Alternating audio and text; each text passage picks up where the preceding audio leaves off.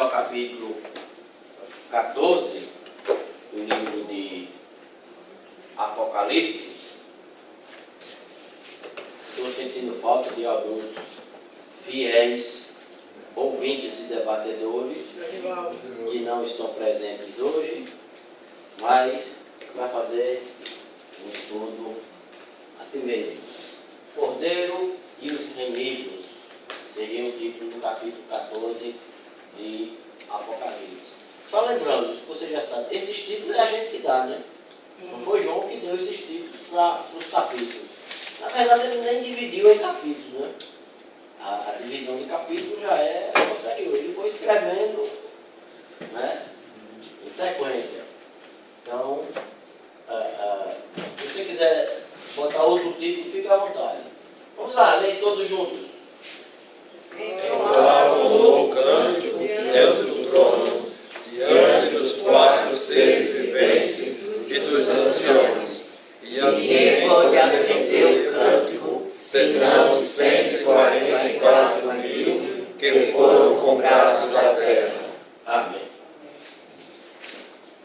Depois dos capítulos anteriores, principalmente 13, 12 também, em que são apresentados a besta, os poderes malignos e quase você, daqueles capítulos assustadores, nós voltamos no capítulo 14 ao alinhamento principal do texto de Apocalipse, que é o cântico daqueles que estão diante do trono, Apocalipse entendendo como livro de adoração. Então, capítulo 14 é a retomada da mesma linha, não é?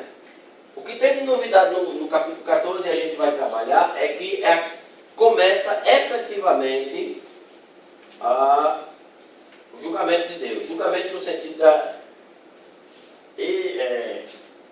uma palavra, cumprir a sentença, tem a execução. Executar a sentença. Executar a sentença, era isso que eu queria dizer. Não é? Só lembrando, a gente fala do juízo de Deus, eu já citei isso, né? Como um tribunal, assim. Né? Hoje, Jesus é o nosso advogado. Quando a gente chegar lá, vai só ouvir a sentença, não vai ser mais um julgamento, cada um, tal. Mas vamos para frente. O Cordeiro no Monte Santo, 14, de 1 a 5. E olhei, e eis o Cordeiro em pé sobre o monte Sião, e com ele 144 mil, que trazia na fronte escrito o nome dele e o nome de seu pai. E ouvi uma voz do céu, como a voz de muitas águas, e como a voz de um grande trovão, e a voz que ouvi era como de harpistas que tocavam as suas harpas, e cantavam um cântico novo diante do trono, e diante dos quatro seres viventes e dos anciões, e ninguém podia compreender este cântico, senão os 144 mil, aqueles que foram comprados da terra. Estes são os que não se contaminaram com mulheres, porque são virgens. Estes são os que seguem o Cordeiro por onde quer que vá. Estes foram comprados dentre os homens para serem as primícias para Deus e para o Cordeiro. E na sua boca não se achou engano, porque são irrepreensíveis. Diante do trono de Deus. Sim. O seu não tem essa parte, Não. A cena vai se abrir com a visão do Cordeiro em pé diante do trono de Deus. Não é isso? Já vimos que o Cordeiro é o personagem principal. Vocês ouviram a pergunta do diácono Jairo domingo de manhã, no aulão? Conseguiram ouvir, não, né? Não. Que ele falou lá no meio. A pergunta dele foi a seguinte: se Deus o Pai, Deus o Filho e Deus o Espírito Santo são um, como é que a gente pode entender que nós oramos nome de Jesus, e esse Jesus está à direita do Pai, e o Espírito Santo fica onde? É o que move Aí. as nossas orações. A gente dá a resposta de Essa foi a pergunta dele. daquele que você citou lá de Hipona. Agostinho de Hipona. É, dá a resposta. Primeiro eu creio, depois a gente vai tentar descobrir. Mas a questão lógica, para você entender, e eu lembrei disso porque é a visão do Cordeiro em pé junto do trono, espírito não tem nem direita nem esquerda, né? Então dizer que Jesus está à direita de Deus é uma forma... hein? Exatamente, é para dizer que está num lugar de destaque, está no lugar principal, alguma coisa assim, né? Porque todos nós, somos filhos de Deus. Mas Jesus é o Filho de Deus. Significa que, essa expressão é minha, se você não gostar dela, a gente não, há uma graduação da filiação. Né? Ou seja, estão entendendo? Né? Jesus é mais filho de Deus que a gente. Porque ele é filho. Hein? É o primogênito. É É o único gerado. Exatamente. Nós somos filhos por adoção. E ele é filho, usar o termo legítimo, né? Então há uma graduação, uma hierarquia aí. Né? Então ele, quando diz que ele está à direita de Deus, ou seja, ele está numa posição que nenhum de nós vai ocupar. Quem queria ocupar o lugar, na verdade foi a mãe deles que pediu, né?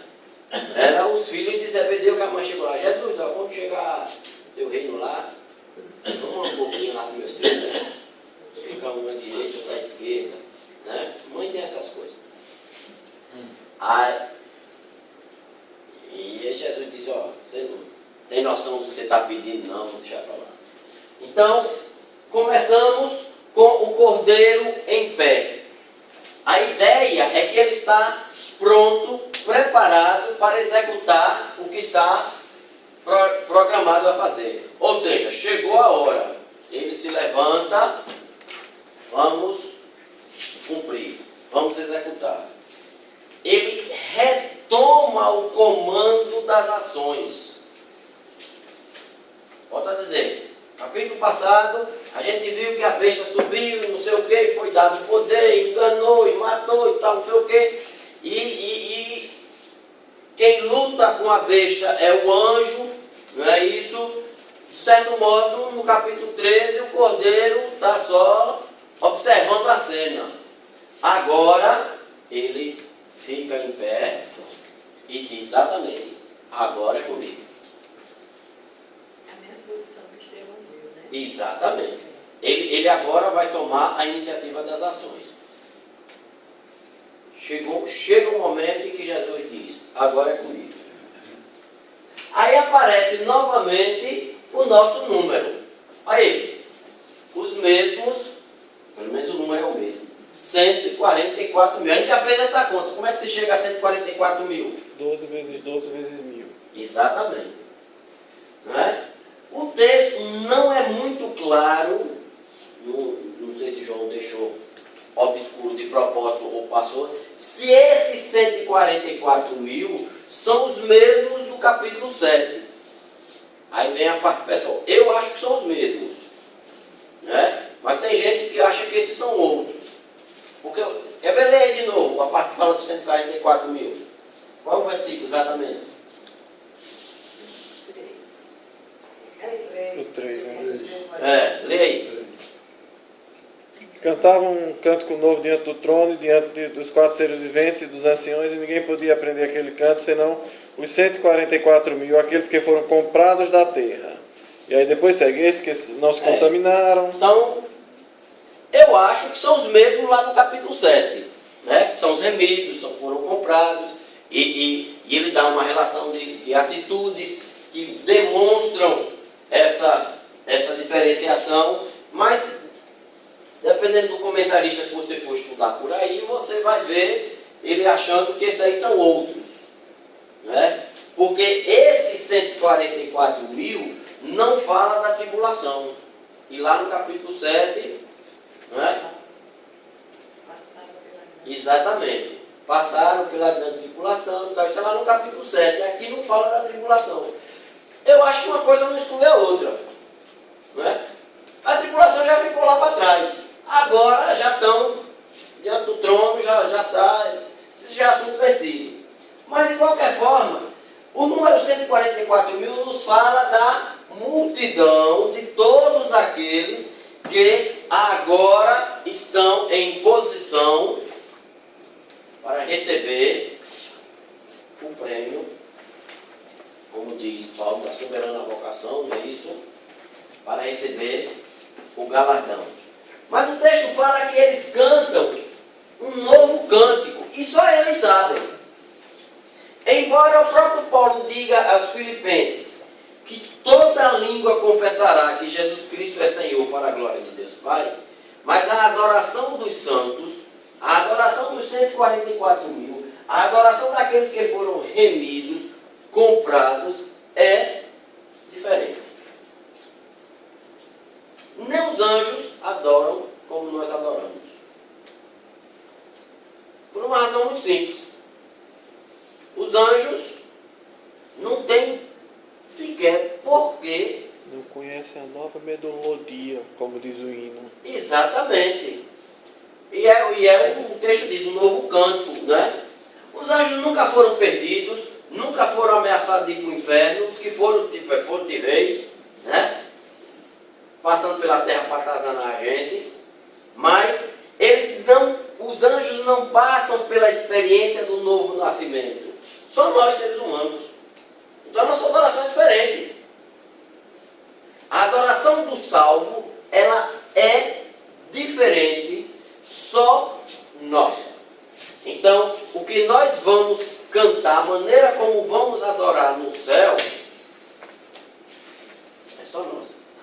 Dia desse, semana passada, na outra, um domingo desse aí, vieram me falar, comentando aquela história de que quando chegar no céu a gente vai virar anjo. Né? De vez em quando o povo vem com essa besteira. Né? Chegar no céu a gente não vai virar anjo, não. Anjo é anjo, ser humano, homem é homem. Né? É claro que eu não vou com esse corpo, lá eu serei transformado em toda essa história, mas isso não significa que eu vou ser anjo. Né?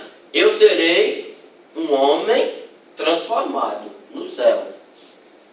Né? E mesmo que eu não me lembre, é bom que eu não lembre mesmo do que aconteceu aqui na terra, mas ainda assim eu vou adorar a Deus com um novo cântico que só os remidos conhecem.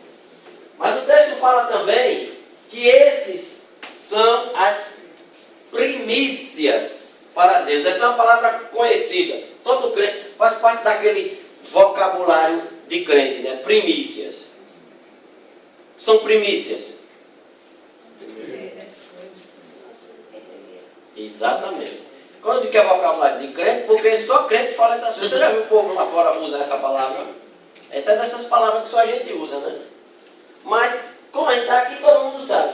Esse novo canto, essa situação com os 144 mil, é o momento em que Deus diz, olha, está chegando o dia da glória. Isso aqui é só o começo. É só usar aqui um termo, o aperitivo, ou outra linguagem que João não poderia usar, claro, de cinema, né? O trailer do filme. O filme bem ainda vai acontecer, né? Que é só o gostinho para você ter vontade de ir mais um pouquinho. Então esse cântico aqui, essa reunião, que João ouviu, que parecia som dos arpistas. Era uma coisa assim, imagino eu, que você pode imaginar, como de neto chique, grandioso. A adoração dos santos é empolgante. Não é isso? Um detalhe antes da gente passar adiante, é que a gente tem que dar o desconto da linguagem de época.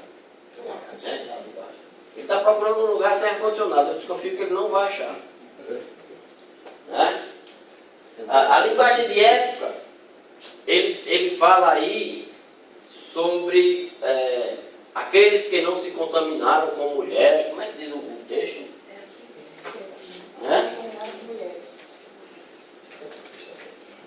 Não contaminaram com mulheres que são virgens. Estes são os que seguem o Cordeiro para onde quer que vá. Pronto. Aí você vai entrar, vai ter que entender que ele está escrevendo para uma comunidade de tradição grega. Né? O judeu não pensava assim não. Mas o povo de tradição grega achava que o homem que se preparava para uma atividade importante, para a guerra, para uma coisa assim, né? Não podia ter contato com mulheres, porque isso drenava a sua força. Isso era a mentalidade grega. Né? E João está escrevendo para esse pessoal aí, e ele figuradamente coloca isso.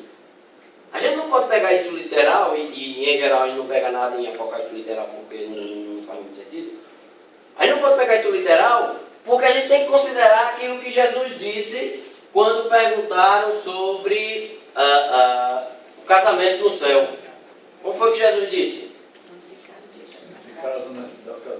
Então, essa hipótese de ter relações no céu não existe. Não é? Então, se você diz que alguém teve, que alguém não teve, é porque o outro teve, né? Mas ninguém no céu não tem, porque não é no céu, é do outro lado, ou no céu ou no inferno. Porque sexo tem a ver com o corpo e seu espírito e a sua alma não é nem masculino e nem feminino, né? Já viu gente, né? É unissex. É mais assexo. Sim, mas por que não tem sexo o anjo? Mas o texto diz exatamente isso. Será como os anjos, não vai ser igual. Exatamente. Vai ser no sentido de que não é só no céu. Quem está no inferno também não tem não. Né? O inferno com aquelas diabinhas vestidas. Aquilo aqui é piada, né? Na verdade não é nada daquilo. Vocês sabem. Né? Porque o espírito ele não tem sexo. Então o cabo que não acredita no médico, o médico quando ele nasce ele diz, é um homem, aí ele não acredita no médico, né? Ele quer ser mulher. Né? Porque eu tenho uma alma feminina. Não existe alma feminina. Né? A alma é igual. Quem é feminino é o corpo. Né? Então, o texto, João usa essa figura aí. Mas a gente pode pegar isso aí, a questão do sentido que para mim é mais importante. João disse, olha, as primícias para Deus, esse povo aí, são aqueles que, para pegar a mesma a figura, reservaram para Deus o melhor de si. Não é? Até porque, falando do mesmo assunto, se lá no céu não tem, não significa que isso é um erro da Igreja Católica, que por muito tempo pregou, de certo modo ainda está embutido, que o sexo é um mal necessário. Isso era a doutrina da Igreja Católica na Idade Média. Eles pregavam assim mesmo. Né? E isso é um absurdo. Absurdo porque quem foi que criou o sexo? Deus. Deus faz alguma coisa ruim? Não. Não. Como tudo que Deus faz é bom, mas é pervertido pelo pecado. O problema não é o que Deus faz, é o que o homem faz com aquilo que Deus fez. Para você entender bem o que é isso, né? Deus nos fez com um instinto básico de sobrevivência chamado fome.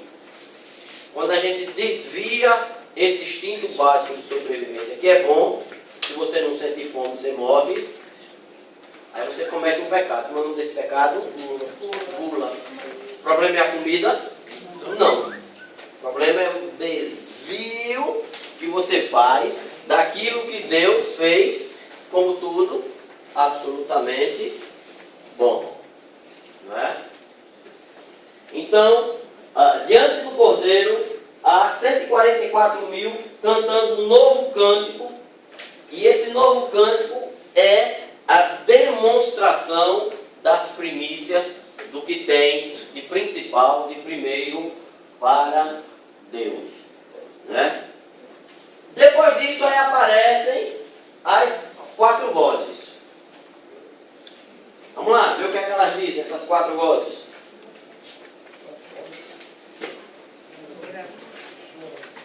Pode ler. E vi outro anjo voar pelo meio do céu, e tinha um evangelho eterno, para proclamar aos que habitam sobre a terra, e a toda nação, e tribo, e língua, e povo, dizendo com grande voz: temei a Deus, e dai-lhe glória, porque é vinda a hora do seu juízo. E adorai aqueles que fez o céu, e a terra, e o mar, e as fontes das águas. E outro anjo seguiu, dizendo: Caiu Babilônia, aquela grande cidade, que a todas as nações deu a beber do vinho da ira da sua prostituição. E seguiu-os o terceiro anjo, dizendo com grande voz: se alguém adorar a besta e a sua imagem, e receber o sinal na sua testa ou na sua mão, também este beberá do vinho da ira de Deus, que se deitou, não misturado, no cálice da sua ira, e será atormentado com fogo e enxofre diante dos santos anjos e diante do Cordeiro. E a fumaça do seu tormento sobe para todo sempre, e não tem repouso nem de dia nem de noite, os que adoram a besta e a sua imagem, aquele que recebeu o sinal do seu nome. Aqui está bem a paciência dos santos. Aqui estão os que guardam os mandamentos de Deus e a fé em Jesus. E ouvi uma voz do céu que me dizia: escreve, bem-aventurados os mortos que desde agora morrem no Senhor. Sim, diz o Espírito, para que descansem dos seus trabalhos e as suas obras os seguem. Muito bem. Lembra do estilo de João ao escrever Apocalipse? Aquele estilo que a gente sempre comentou, corrido, sem dar detalhes. Esse é outro caso. Ele simplesmente disse que ouviu uma voz, que ele entendeu ser de um anjo, mas não dá detalhes. Pelo conteúdo, você consegue deduzir a quem essa voz está sendo dirigida, mas o texto também não é muito claro. Por inferência, isso é mais fácil um pouco. Você deduz que é um anjo que está falando, mas também não está assim literal, mas não é difícil você perceber. A questão é que o texto, João parece que volta a ter pressa em contar a história e não dá detalhes. E o que não tem detalhes, a gente vai para frente sem detalhes. Vamos lá. Primeira voz. A primeira voz anuncia um evangelho eterno. É isso? Ou seja, aquilo que foi. Lembra o que significa evangelho? A boa nova que está sendo, que sempre foi, continua sendo anunciado. Qual é a boa nova que para nós é o evangelho? A salvação em Cristo Jesus. Exatamente. Geralmente a gente diz ao contrário, né? Em Cristo Jesus a salvação, mas dizer desse jeito está no meio, né? É só para pegar a expressão como ela é costumeiramente falada, mas falar desse jeito não muda em nada a essência, né? Qual é a verdade essencial do Evangelho? Desse Evangelho que é eterno. A salvação em Jesus Cristo. Jesus Cristo redimiu os 144 mil. O povo dele, que ele constituiu. Então é o Evangelho eterno. O que é, então, que precisamos fazer, nós que tomamos posse desse Evangelho eterno? Dai glória, pois é chegado o dia do juízo. Chegou o momento. Jesus vai executar a sua sentença. Veja, para quem não faz parte desse grupo, para quem, e a gente vai ver principalmente com a terceira voz isso aí, quem não faz parte dos 144 mil, o negócio é brabo, mas quem faz parte dos eleitos, dos redimidos, é hora de dar glória a Deus, porque chegou finalmente o dia do juízo. O dia do juízo para o crente é dia de festa, é dia de glória. Crente que é crente não pode ter medo do juízo de Deus. Pelo contrário, tem que viver ansiando, porque lembra que a gente viu lá atrás no capítulo 10, aqueles que estavam debaixo do trono e clamavam: até quando, Senhor, tu vingarás o sangue dos mártires? A primeira voz diz: dá glória, porque chegou a hora. Aquilo que foi reclamado lá atrás, e qual foi a resposta para a reclamação? Espera um tempo. Aguenta um pouquinho que já já chegou. Não é assim? Bom, o que lá atrás foi dito, aguenta um pouco, espera um pouco, agora é dito, chegou a hora. Vocês não queriam justiça? Vocês não queriam ser vingados, porque a vingança pertence a Deus? Dê glória a Deus, porque chegou. Vai chegar o dia em que Deus vai executar a nossa vingança. Ele diz: minha é a vingança, não é assim? Chegou o dia. Então, João ouviu a voz do anjo dizendo: olha, dê glória a Deus, vocês que têm o Evangelho eterno, porque chegou o dia. Deus vai executar o seu juízo. Para pegar a expressão lá no capítulo 25 de Mateus, né, vai separar os da direita para os da esquerda. É a expressão lá de Mateus 25. Chegou o dia. Agora Deus vai executar. E como é que começa o juízo de Deus? Segunda voz. Caiu a grande Babilônia. Muita gente interpreta a grande Babilônia de Apocalipse, não só nesse texto, a expressão grande Babilônia aparece em vários lugares em Apocalipse, como sendo somente uma referência a Roma. O único problema dessa frase é o advérbio somente. A grande Babilônia é vou usar a palavra encarnação. Não vai ser encarnação porque encarnação se fosse carne, é cidade, mas vocês estão entendendo. É a demonstração, a manifestação de todo o poder e todo o sistema que se opõe àquilo que a primeira voz falou. Em muitos aspectos, claro, Roma se apresentou, e de certo modo ainda se apresenta hoje, como sendo opositora daquilo que nós chamamos de Evangelho Eterno. Mas não é só Roma. O problema da gente interpretar, por isso que eu disse o problema somente, interpretar Roma como somente Roma, é porque a gente acha que olhando para lá está livre do resto para cá. Entendeu o problema? Aí, bom, Roma é a grande Babilônia. De certo modo é, mas não é a única. Todo poder que se apresenta, poder religioso, político, ideológico, seja lá o que for, que se apresenta como oposição a Deus e ao seu Evangelho eterno, e que chegou a hora de ser vingado, pode e deve ser representado como a grande Babilônia. Eu me lembro, vou estar bem lá para trás, né? Como diria o outro humorista, quando eu era pequenininho lá em Barbacena, né? Uma palestra que eu ouvi aqui na primeira igreja batista de Aracaju, no tempo ainda daquele templo antigo, né? Lembra dele? Né? Tinha um salão de uma cidade no fundo, que hoje seria mais ou menos na altura onde é o altar. Né? Não existe mais nada disso. Só o povo né? E eu era pequeno. Não é tão assim não. Bom, Tão assim não, foi para lembrar. destruído.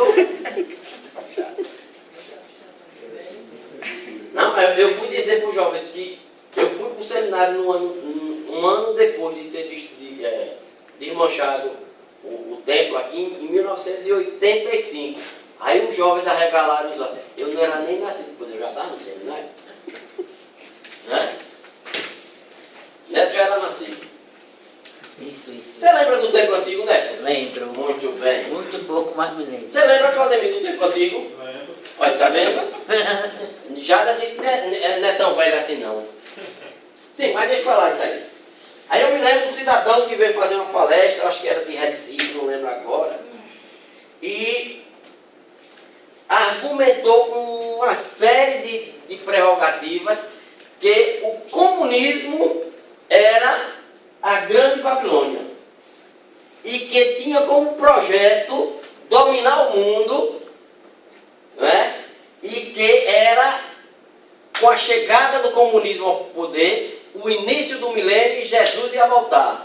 E uma das provas, era que na Praça Vermelha, em Moscou, havia uma grande estrela de 5 pontas, pintada de vermelho, nunca me esqueci disso aí, pintada de vermelho, para ironizar o sangue de Jesus Cristo, e tinha 5 pontas porque eles pretendiam dominar os 5 continentes. Eu tinha 8 para 10 anos de idade quando vi isso. E você, quando tem 8 para 10 anos, você vê um adulto falando um negócio desse, você fica aí. Não é possível. O problema é que o comunismo caiu. Né? Não assusta mais ninguém. A Praça Vermelha não é mais vermelha. A estrela não existe mais. Né? Ah, bom, lá veio outro. Mas não pretende dominar os 5 continentes. Não, pretende dominar só o Brasil. Né? Mas a estrela do PT, ela é inspirada na estrela lá de Moscou. Né? Ela é inspirada lá. Porque mas o que eu quero colocar, quando eu lembro dessas coisas, às vezes nós estudamos esse tipo de coisa e fazemos algumas afirmações. Eu comecei falando de Roma, que a grande Babilônia é Roma. Se Roma perde poder, e historicamente ele já perdeu várias vezes, depois reconquistou, e a história do poder da humanidade até hoje sempre foi de idas e vindas. E eu digo que a grande Babilônia é Roma, ponto. Quando Roma perde poder, o texto não me fala mais nada, esvazia-se. E eu não posso fazer nenhuma interpretação que esvazie a Bíblia, porque ela, a palavra de Deus, ela tem que falar sempre. Então eu tenho que entender que o que vai cair, e quando chegar o dia, e sempre que Deus julga em favor dos seus, ele derruba os opositores, aqueles que se apresentam com um sistema político, religioso, que é o nosso, seja lá o que for, né, econômico, contra, vamos usar a expressão, o Evangelho Eterno. É isso. Em alguns momentos, sim, Roma se apresentou como assumiu esse papel da grande Babilônia, mas não é a única. Eu volto a dizer, o problema é quando a gente acha que é só aquilo. Né? Também o contrário, dizer, não, mas Roma é nossa amiguinha, ali é, né? Ali é quase crente é o quê? Incrédulo. Né? Certo? Mas falar nisso, quando a gente fala de Roma, a gente está falando de uma estrutura de poderio, que necessariamente, e nós aqui sabemos muito bem disso, não tem muita coisa a ver, ou quase nada, com a fé popular. Porque se tem uma coisa que o povo não segue, o povo católico, é os ditames de Roma. Ou você acha que o povo obedece, os católicos obedecem tudo que Roma manda?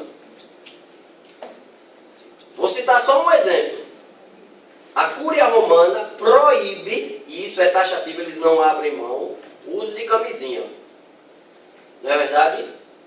Você acha que algum católico segue essa instrução? Imagine que causa de Roma.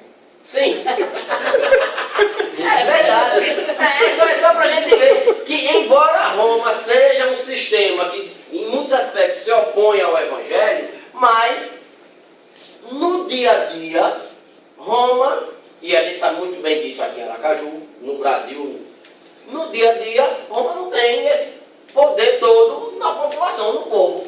Porque fala, e agora e aí acusa de pedofilia, não sei o que, faz aquilo. Influencia o que na vida no dia a dia? Na maioria das vezes nada. O povo levanta e faz e desfaz e não sei o que, né?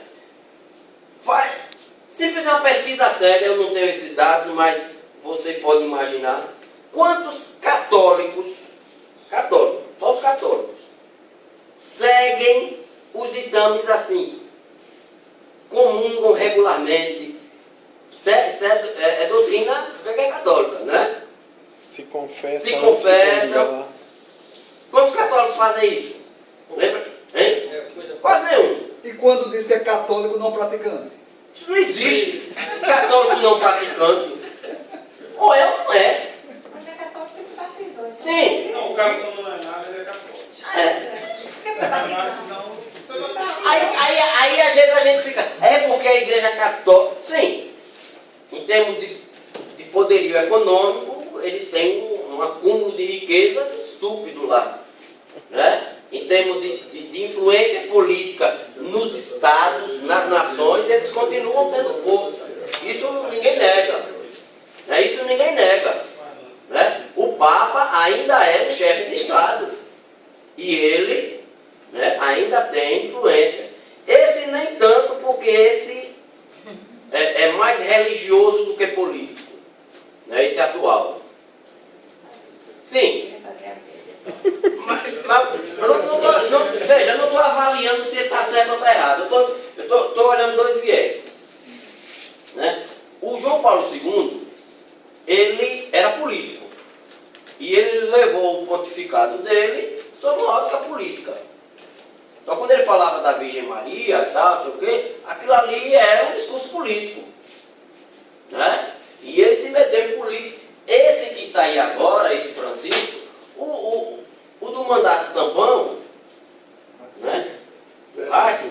Que caiu de paraquedas naquilo ali, desde o dia que foi eleito, era mais ou menos óbvio que ele não tinha nada a ver com o negócio, né? Acabou renunciando porque era peixe fora d'água. Não chegou nem a mostrar alguma coisa que... não chegou nem a mostrar que veio. A verdade foi essa.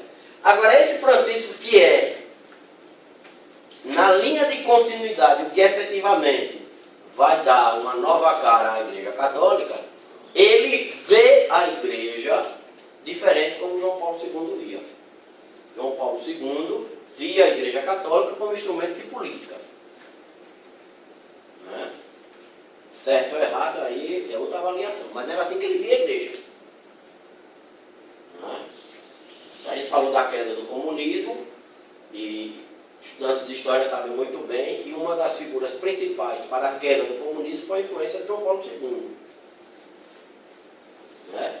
Foi um cara que bancou muita coisa para a queda do comunismo. Mas esse Francisco, ele olha para Roma como uma coisa, a Igreja Católica como uma coisa religiosa. Para ele, a Igreja Católica é religião, é fé. Volto a dizer, se está certo ou errado, é outra avaliação. Sim, é isso que eu estou dizendo. Mas ele não olha aquilo ali como instrumento de poder, mas como instrumento de fé. Quando ele se renunciou, houve muita especulação sobre a igreja, o que vai assumir, que vai reinar povo. Que ligação tem isso? Nenhuma. Por que se especula tanto? Principalmente das igrejas. Porque o povo não pode fazer. Não, mas eu estou falando de certos líderes.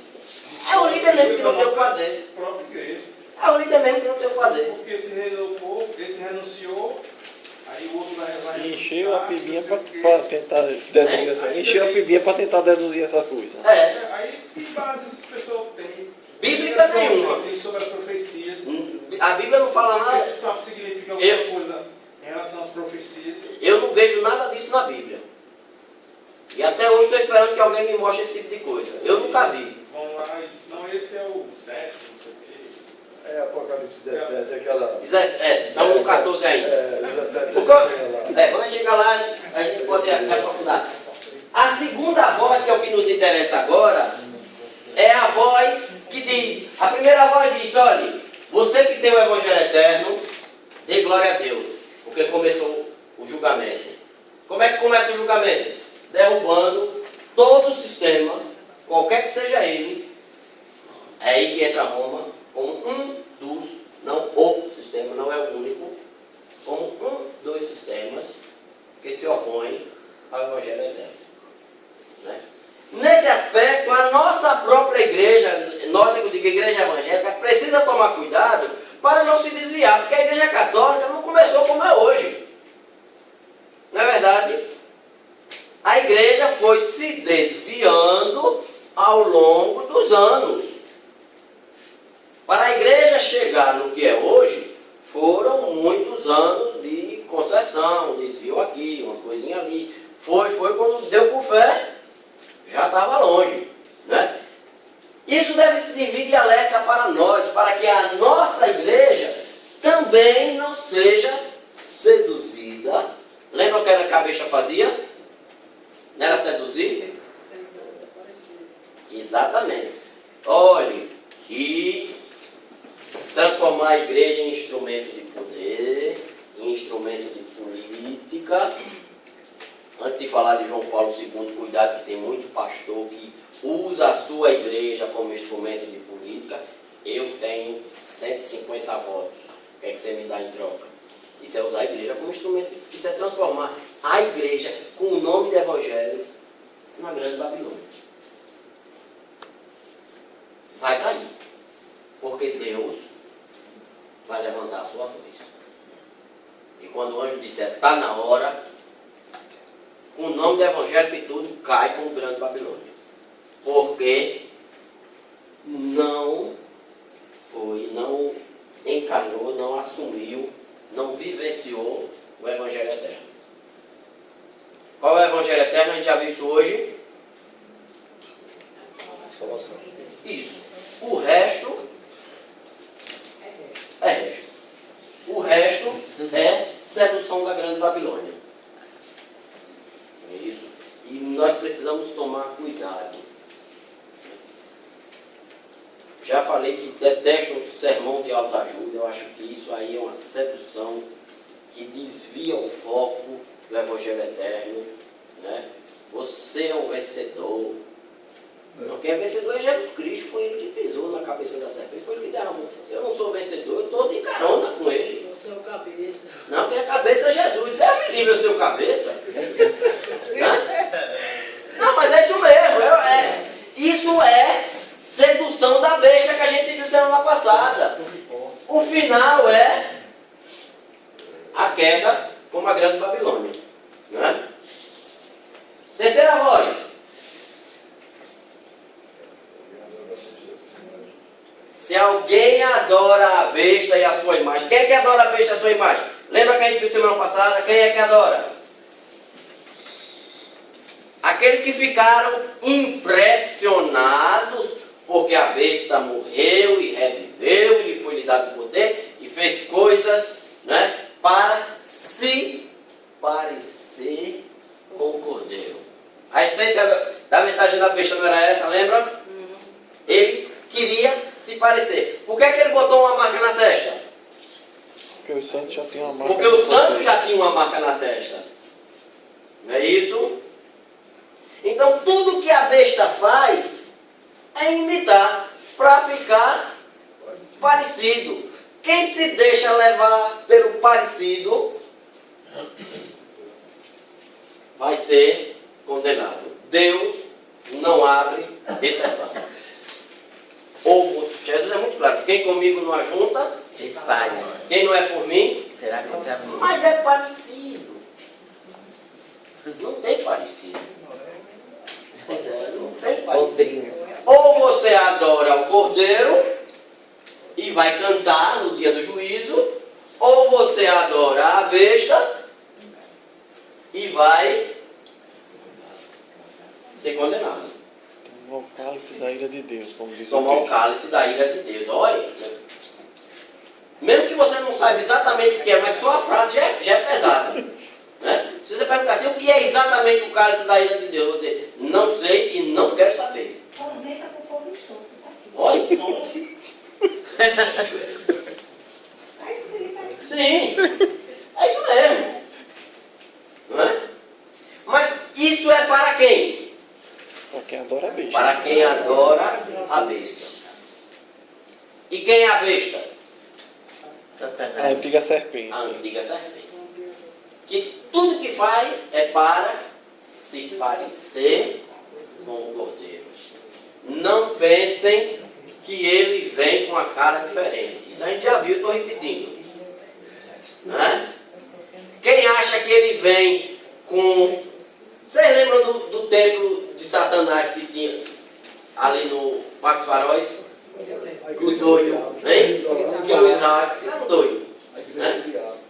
A igreja do diabo, pois é. Aquilo ali era um doido. Né? Hein? Tinha gente, tinha. Era outro doido igual a ele. Né? É claro que personagens assim não tem nada a ver com a besta de Apocalipse, porque aquilo ali está muito claro que é um negócio diferente. Né? A besta, ela se manifesta se parecendo com o cordeiro. É aquela mensagem que se parece com a verdade. E semana passada a gente usou a ilustração da cédula de R$3. Se lhe der no supermercado uma cédula de R$3, você aceita? Não existe. O cara vai falsificar uma cédula de R$3. O cara sempre tem que falsificar uma parecida, que é para enganar. Não é não? Quem quer enganar tem que fazer um negócio parecido. A besta, ela se parece. Você olha assim, rapaz, será que é mesmo, rapaz? Pois é. Então, e agora falando do Evangelho. Rapaz, será que é verdade o que ele está dizendo? Porque se parece. Olha, ele cita a Bíblia, é um negócio assim, né? Tá? A igreja está cheia. Né? Olha, é sinal da bênção de Deus. Você fica de cara. Será que é mesmo? Né? Olha, né? Horário na televisão. Olha, rapaz. Né? Se parece. E traz a adoração para si. Como Deus não admite em hipótese alguma dividir a adoração, quem não adora a Deus, adora a besta. E quem adora a besta, vai ser condenado. Não é? Voltando ao texto de Mateus 25, lembra que Jesus disse, quando separava da esquerda, mas Senhor, no teu nome, né? E essa falsa doutrina, ela é consciente de quem está falando. Se é consciente, Se a pessoa que está sabe que é falsa, você está cantando. Se ela realmente com intenção de enganar, ela está sendo. Eu aprendi com essa porcaria, né? eu acho que tem os dois casos. A Bíblia dá a entender que tem alguns que seguem a besta conscientemente. Mas há outros que são ludibriados, que são enganados. São levados, né? O que não muda é o resultado final.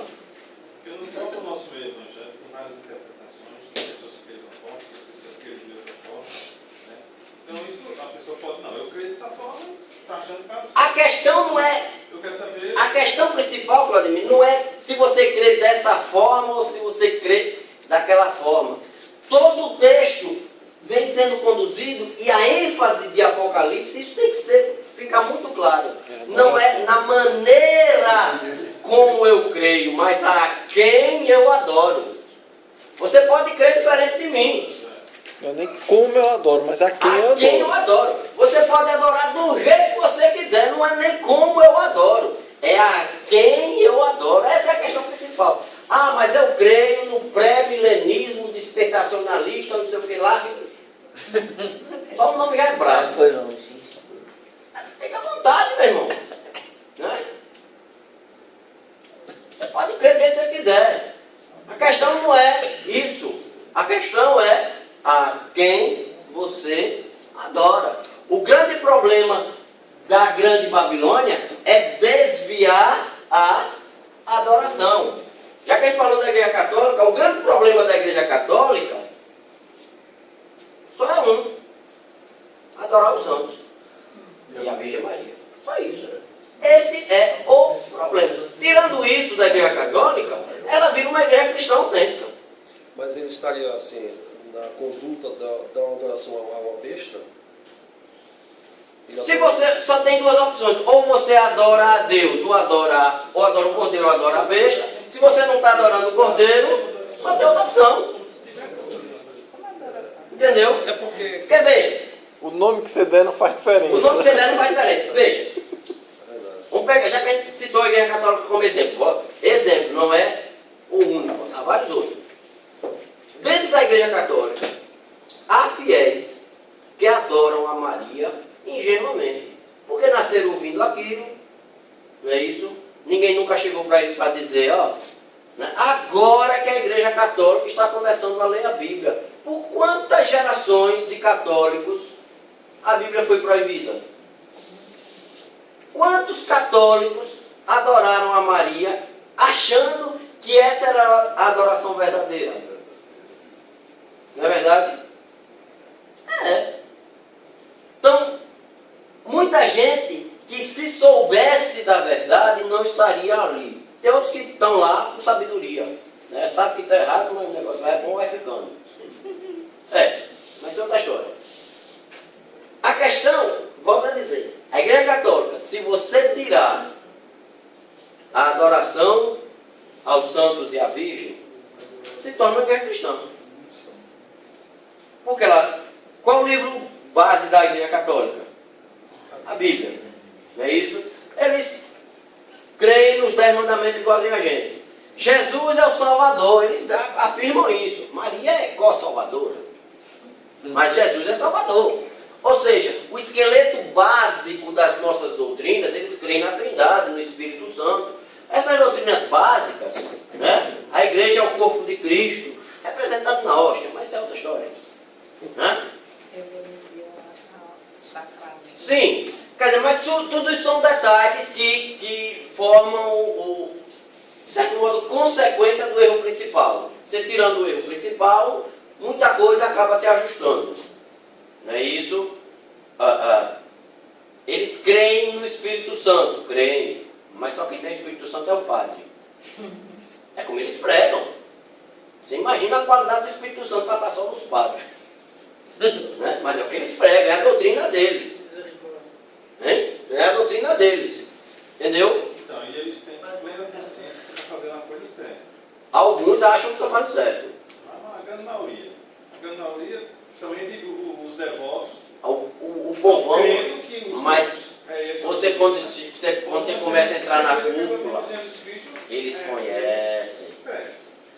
Não, certo. A cúpula conhece. Não, o que ele está questionando é porque se a pessoa vai dizer assim, Senhor, em teu nome nós dizemos isso, dá a entender que eles estavam pensando que não certo. E muitos católicos crendo que estava E Jesus vai fazer o quê? não tem quem convence. Não, o que eu quero saber é isso. Aí, por exemplo, no momento que ficou a coisa explícita disso, isso aí não é de Deus. E aí? Toma uma decisão. Porque O que a gente. Não, então a predestinação já é outra coisa. Não, é um bom exemplo aqui, é um bom exemplo. Quem foi ali? Um bom exemplo. Olha, aqui, é um bom exemplo. como nós seguimos o cristianismo. Olha, um bom exemplo. Você pode ser calvinista, seguir a predestinação. Isso é uma maneira de você compreender a doutrina da salvação. Ou você pode ser arminiano e advogar o livre-arbítrio. É uma maneira de compreender a doutrina da salvação. Crê em coisas completamente diferentes. essa não é a questão principal. A questão principal é a quem você adora. Calvinistas e arminianos vão para o mesmo céu. Vão estar no mesmo grupo, adorando a Cristo. Porque ambos, mesmo com divergências tão radicais, mas adoram o mesmo Cristo. Adoram o Cordeiro. A questão principal é a quem você adora. Não é? Se você disser, são diferenças irreconciliáveis. Sob a ótica humana, até acredito que seja.